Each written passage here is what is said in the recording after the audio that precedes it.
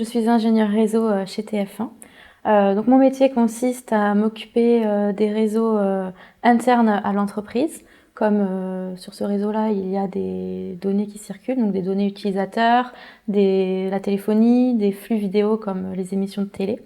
Donc mon but, c'est de faire en sorte que chaque donnée parte de son bon expéditeur et arrive à son destinataire. Je suis chef de projet, je vais m'occuper du planning, du budget, des équipes qui vont travailler sur ce projet, faire en sorte que le projet avance en temps et en heure et respecte le budget. Je m'occupe également des réseaux externes de l'entreprise, donc chaque entreprise possède son propre réseau informatique qui est interconnecté avec d'autres réseaux.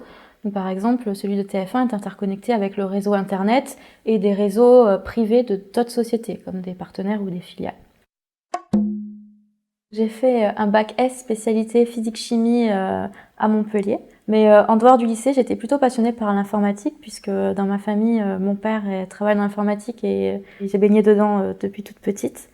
Donc après mon bac, je suis partie faire un DUT informatique à Montpellier. C'est un diplôme qui te prépare au développement, à la programmation et à la base de données. Après mon DUT, je suis partie faire une licence professionnelle réseau et télécom à Clermont-Ferrand, où là, je me suis vraiment rendu compte que j'étais passionnée par ces domaines-là. Après ma licence, je suis partie faire une école d'ingénieur à Toulouse.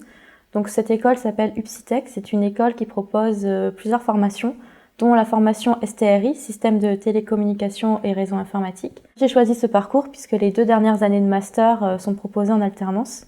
Et pour moi, l'alternance est un point important quand on veut après s'intégrer dans le monde du travail. L'alternance m'a permis de découvrir le monde de l'entreprise, découvrir les métiers autour du réseau et de l'informatique, mais également m'a préparé à mes futures embauches.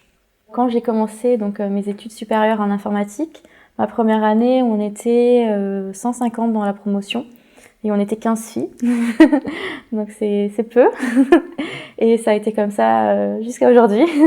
Aujourd'hui, du coup, comme il y a très peu d'étudiantes, on retrouve très peu de femmes dans le milieu de l'informatique, dans l'entreprise. Donc aujourd'hui, dans mon équipe, je suis la seule fille et d'ailleurs la première fille à avoir été embauchée en CDI dans l'équipe réseau et télécom. Donc ce qui est bien avec l'informatique, c'est qu'on peut évoluer sur des métiers moins techniques et plus axés sur les relations humaines. Donc là, par exemple, on peut être chef de projet, manager d'une équipe ou manager un service. Moi, en tout cas, c'est ce que je souhaite pour ma carrière, c'est pouvoir évoluer sur ce type de métier. Dans ma vie personnelle, je me vois avec une vie familiale, des enfants, une vie avec une maison traditionnelle. Et dans ma vie professionnelle, j'imagine que je vais progresser dans ma carrière. Je souhaite concilier les deux. Je ne souhaite pas arrêter ma carrière pour me consacrer à ma vie de famille ou arrêter ma vie de famille pour me consacrer à ma carrière. Pour moi, il faut trouver le bon équilibre sans faire de sacrifices dans les deux côtés.